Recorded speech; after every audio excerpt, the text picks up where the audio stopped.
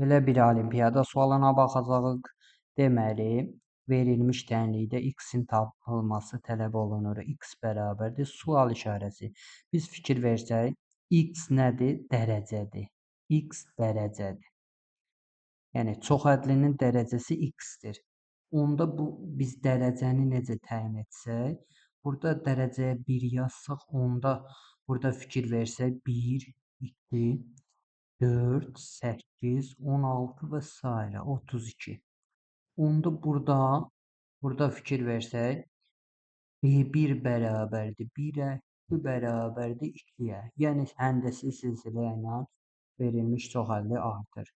1, yəni deməli 2 üstü 1, 2 üstü 2, 2 üstü 3, 2 üstü 4, 2 üstü 5.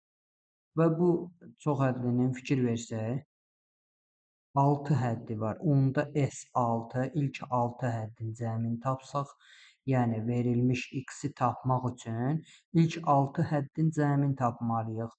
S6 bərabərdir B1 vurulsun 2 üstü n çıx 1 bölünsün 2 çıx 1. Yəni həndəsi silsilənin 6 həddin cəmi düsturu. Bu da bərabərdir. Yəni 1 vurulsun 2 üstü 6 minus 1 bölünsün 2 minus 1. Bu da bərabərdir.